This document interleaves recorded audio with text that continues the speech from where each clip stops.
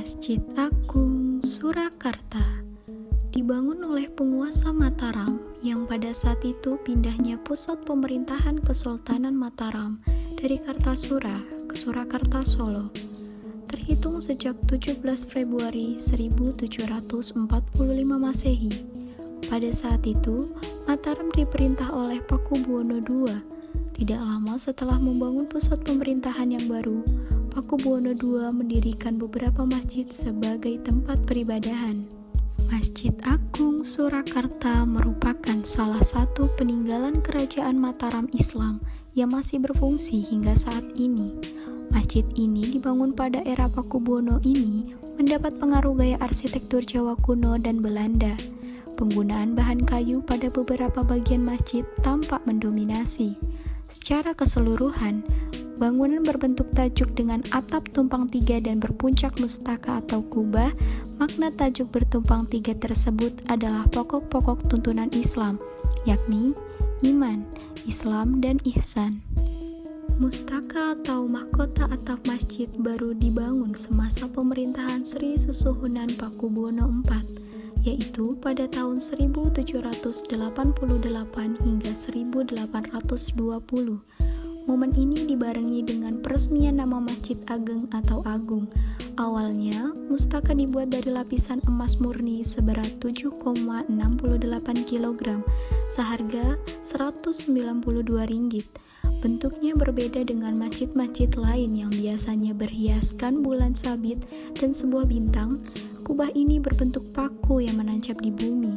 Itulah simbol dari Pakubuwono yang berarti penguasa bumi. Lapisan emas itu sempat diganti dengan bahan metal yang kuat pada tahun 1843 Saka.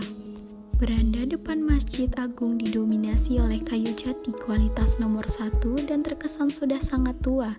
Dinding ruang utama juga terbuat dari kayu, ditempeli berbagai prasasti bertulisan Jawa kuno. Pada area masjid juga terdapat serambi yang mempunyai semacam lorong menjorok ke depan atau teratak rambat, dan bagian depannya membentuk kuncung. Ruang sholat utama mempunyai 4 soko guru atau tiang utama sebagai titik awal pembangunan masjid dan 12 soko rawa. Seperti umumnya masjid-masjid di Jawa, masjid ini juga memiliki beberapa bagian utama, di antaranya mihrab, mimbar yang dipenuhi ukiran, dan kaligrafi ayat-ayat Al-Quran yang terletak di atas pintu-pintu masjid. Pembangunan berikutnya berlangsung di masa Sri Susuhunan Pakubuwono VIII, yaitu pada tahun 1830 hingga 1875 Masehi, meliputi pembuatan pawestren yang menyerupai gandok dalam ruangan rumah tangga, serambi yang mirip pendopo dalam rumah tangga, yang digunakan sebagai aula untuk pengajian akbar dan acara resmi hari-hari besar Islam, balai pernikahan, dan upacara sholat jenazah.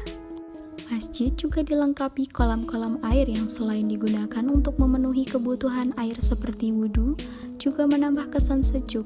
Di masa lampau, kolam air dibuat mengelilingi seluruh area masjid sedalam 50 cm.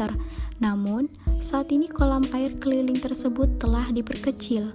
Di sebelah timur terdapat gapura masjid berbentuk limasan yang diperindah dengan arsitektur Arab.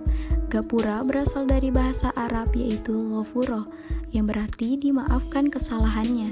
Di atas gapura tercantum kaligrafi doa masuk dan keluar dari masjid yang diukir sangat indah di atas kayu jati dengan simbol mahkota dan sebuah jam besar. Di halaman masjid sebelah kiri terdapat sebuah menara atau sering disebut Jogo Sworo, tempat pengeras suara yang tingginya sekitar 16 meter. Dari menara inilah terdengar suara azan setiap kali masuk waktu sholat fardu. Adapun pengelolaan Masjid Agung Surakarta sempat mengalami beberapa kali pergantian. Pada mula berdirinya, pendanaan masjid berasal dari keraton. Setelah kemerdekaan 1945, pemerintahan beralih ke tangan Republik Indonesia. Namun, keberadaan Keraton Surakarta tetap diakui sebagai salah satu peninggalan budaya bangsa yang perlu dilestarikan. Demikian pula dengan Masjid Agung Surakarta atau yang dahulu dikenal sebagai Masjid Keraton. Masjid Agung Surakarta ini mirip bangunan keraton, antara lain ada gapura dan benteng yang mengelilinginya. Dua buah bangunan tempat menyimpan gamelan, pendopo atau paseban sebagai tempat pertemuan, serta sebuah mimbar berukir yang menyerupai sebuah singgasana raja. Bahkan, bahan bangunan, relief, maupun ornamen yang terletak di sebelah barat alun-alun ini tidak jauh berbeda dengan yang ada di keraton, yang memperlihatkan bahwa bangunan ini adalah sebuah masjid, yaitu adanya dua buah beduk yang dikenal dengan nama Kiai Tenggoro di serambi depan, masing-masing di sebelah utara dan selatan.